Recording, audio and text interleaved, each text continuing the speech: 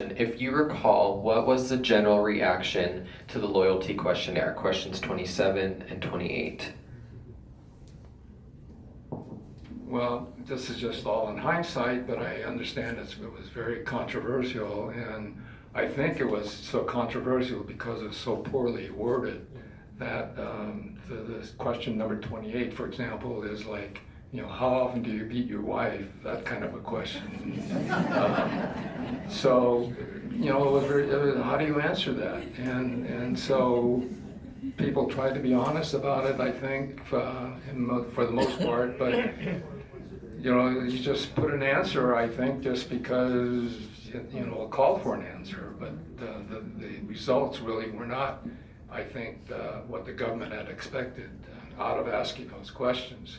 But it did, of course, result in, for one thing, recruiting in a sense of making eligible the young guys to go into the military. So if that accomplished something, I guess you can say that.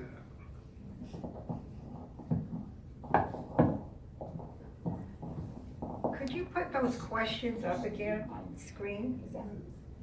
Is that possible?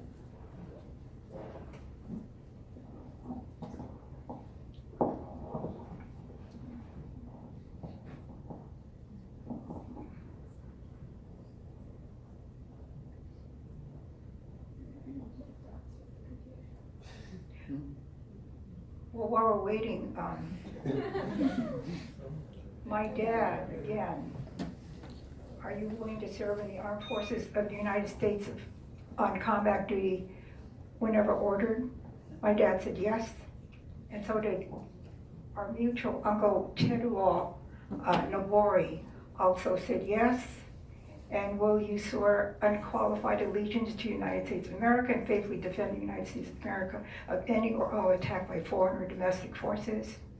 And forswear any allegiance or obedience to the Japanese emperor or to any other foreign government, power, or organization.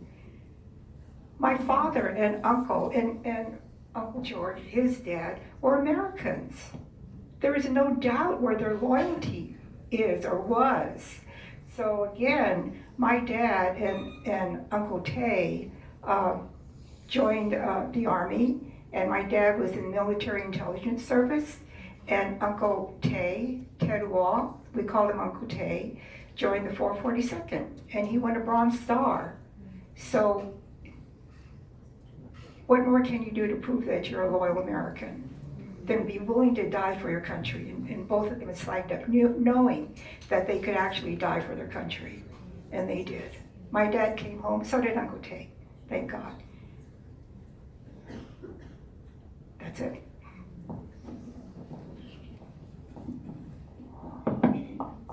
Well, since I was young, I didn't have to do that, but I had 3 brothers, 2 sisters, old enough to know the difference.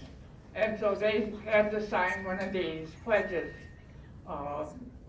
But after we came home, 4 of my brothers joined the service.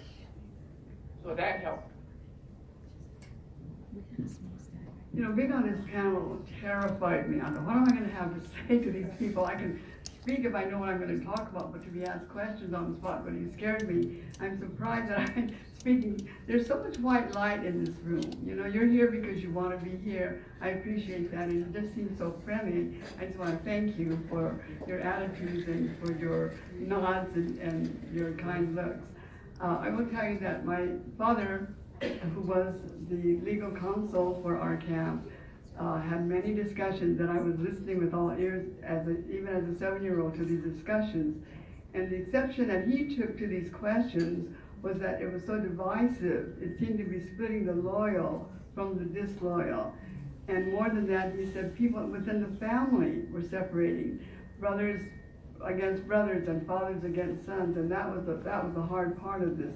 But he said to forswear your allegiance and any disobedience means that you were invested beforehand, and now you're denying that. And so he said that is the catch of saying that you forswear this. So without claiming any allegiance prior to the emperor, it was very difficult to answer that question. And when it said, will you go and serve anywhere, will you volunteer?